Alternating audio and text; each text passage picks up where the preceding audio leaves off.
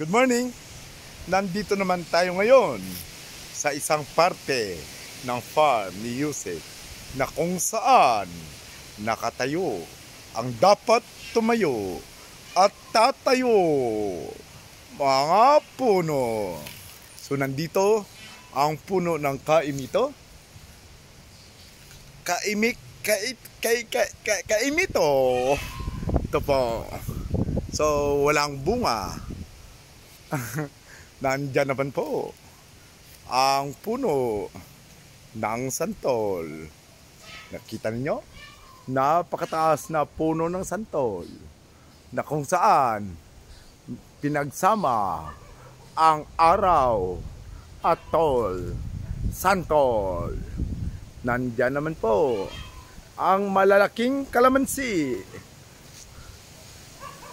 Malalaking kalamansi. Baka mahulugan tayo ng mga bunga ng niyog kasi medyo mahangin ngayon.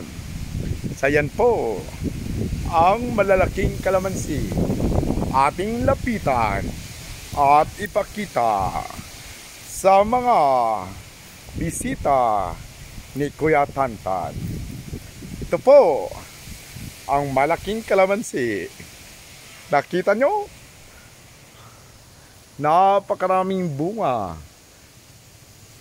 May susunod pang mga bunga na magbunganga. Bunga. Ito. So nandito naman tayo. Kasama ko si Luningning. So ang malikot at makili-kuri na kuring kanding. So napakaamo niya kay Kuya Tantan. Sasama daw siya kung saan ako nagmula, sa Cavite. So ngayon ipapakita ko sa inyo ang mga bunga ng niyog na kung saan nagkalaglagan dahil sa malakas na hangin. Yan po. Ipakita ko sa inyo kung paano buhatin ni Muning. Yan po. So napakaganda dito ang lugar na kung saan makapagmuni-muni ka sa napakagandang farm ni Undersecretary. So papalapit ako ngayon sa mga itik. Yan po. Kaso may aso. Kakausapin ko sana ang itik na nandyan man ang mga manok. So magkapit bahay ang mga manok at itik.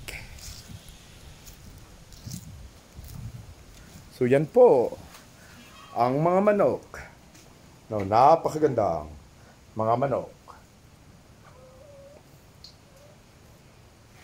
Yan ang mga itik.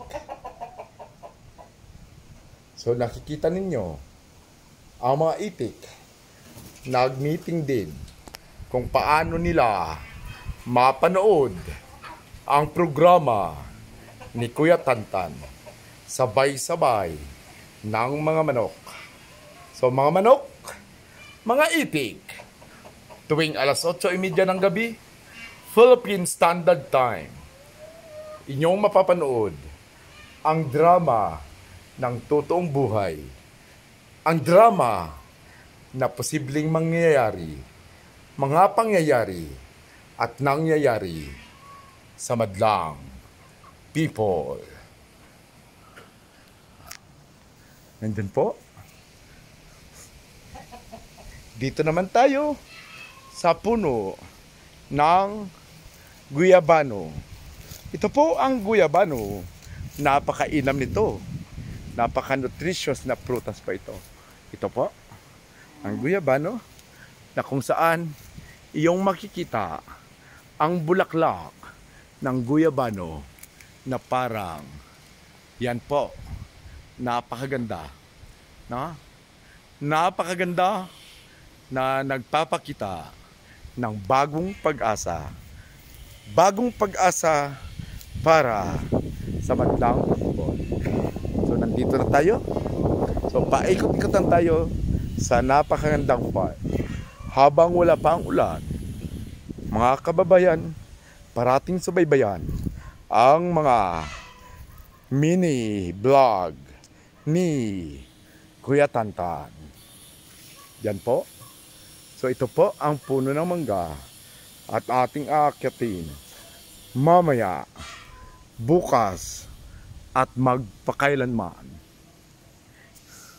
So dito lang po tayo.